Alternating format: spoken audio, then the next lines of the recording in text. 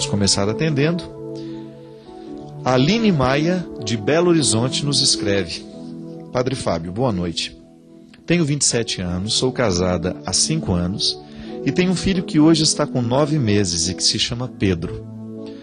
Minha gravidez não foi planejada, padre. E eu ainda estava na universidade e tinha outros planos. Fiquei muito apreensiva por causa da vida corrida que levo, mas passaram os meses e em 11 de janeiro de 2010 veio ao mundo um menino lindo que, ao olhar para mim, foi como se já me conhecesse.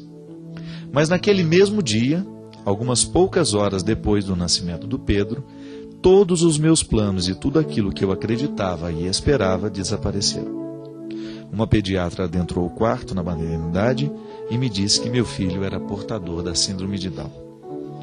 Não sei nem mesmo contar o que se passou em meu coração, padre. Chorei desesperadamente e me senti só, completamente só. Quando saí da maternidade com Pedro no colo, eu tinha uma certeza no meu coração. Eu amava o meu filho, mas também tinha o sentimento de que eu deixava algo para trás. Depois que o Pedro nasceu, me pergunto, por que Deus permitiu que isso acontecesse? Por que com o Pedro? Tudo será mais difícil? E é inevitável o medo do futuro, o mundo é perverso, o mundo é cheio de preconceitos, de discriminação. Então, quando penso em tudo isso, me afasto cada vez mais de Deus. Não sei o que uma pessoa temente a Deus deve acreditar. Já ouvi de tudo.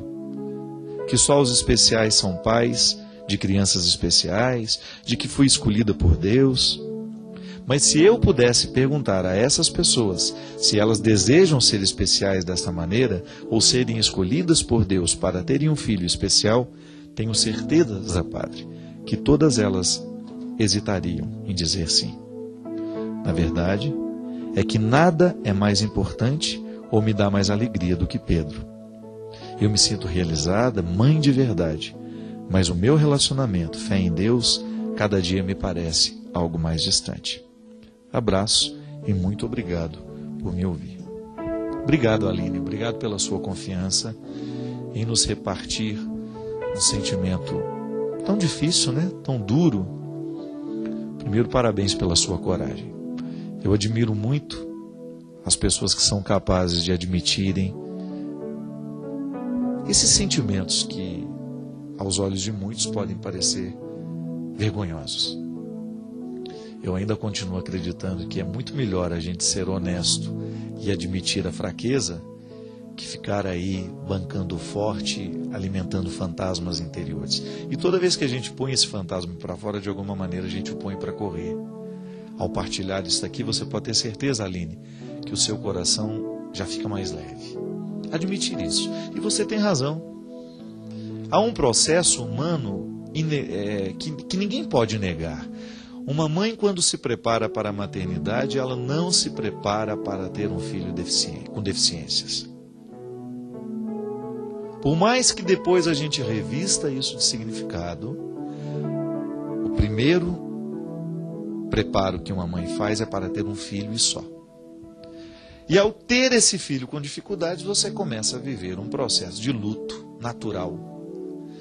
Não é que a criança... Não é um luto como a morte de uma pessoa, mas é o luto de uma espera que você tinha. Não aconteceu, não concretizou como você esperava. De repente você foi surpreendido, a vida não aconteceu da maneira como você estava esperando que ela acontecesse. E agora você precisa reorganizar um jeito de olhar para tudo isso. Isso acontece com todo mundo, Aline. Toda vez que uma frustração nos ocorre, nós precisamos reorganizar o espaço, reorganizar o nosso coração, reorganizar o que a gente pensa, o que a gente sente, porque nem sempre a gente consegue organizar no mesmo tempo aquilo que a gente sente com aquilo que a gente pensa. Eu tenho certeza que desde o início você amou o Pedro. É natural que o seu instinto de mãe tenha acolhido essa criança com muito amor, mas a sua razão não. Está vendo como nem sempre o tempo da cabeça é o tempo do coração? Por quê? Porque na cabeça o sentimento nem sempre está resolvido. O ímpeto é acolher aquela criança, o ímpeto é resguardar aquela criança. Inclusive, muitos pais mantêm o filho escondido justamente para que a sociedade não saiba da deficiência que a criança tem, que é uma maneira de querer proteger, de querer resguardar, de querer guardar para que ninguém venha invadir aquele momento difícil, aquele momento de dor. Mas, por outro lado, você tem aquela inadequação. Não é o filho que eu esperava. E agora, minha filha, é processual. Não é da noite para o dia. Agora, uma certeza eu tenho. Não é uma conversa fiada essa história de que um filho especial modifica a vida de uma família. Acredite nisso. Mesmo que o seu sentimento não lhe diga isso, mesmo, ou então que a sua razão não lhe diga isso. Tenha certeza que o Pedro, e você já demonstra isso, né, pela maneira carinhosa que você se refere a ele. Você estava dizendo aqui uma coisa interessante, né? Você disse que quando olhou para o Pedro a primeira vez é como se o conhecesse há muito tempo. É verdade. O amor tem essa capacidade de encurtar a distância, né? Tem essa capacidade de enganar o tempo. Às vezes a gente ama algumas pessoas com tanta facilidade, com tanta rapidez, que parece que aquele amor já é antigo. É justamente isso que vai te salvar, o amor que você tem ao seu filho. Permita que o amor que você tem por ele seja capaz de calar essas perguntas bobas que você faz. Por que o Pedro não nasceu especial? Nós nunca vamos ter essa resposta, minha filha, nunca. Por mais que a gente queira, nós não vamos encontrar essa resposta. Agora, você pode descobrir no seu trato com o Pedro que ele é especial e acabou. Mas nada precisa ser respondido. E aos poucos você vai ajeitando essa vida dentro de você. Você reposiciona a sua maternidade. Volto a dizer, toda mulher, quando vai fazer a experiência da maternidade, salvo uma ou outra exceção de pessoas que de repente já têm a desconfiança que pode ser mãe de uma criança especial, elas não se preparam para essa maternidade, para esse tipo de maternidade.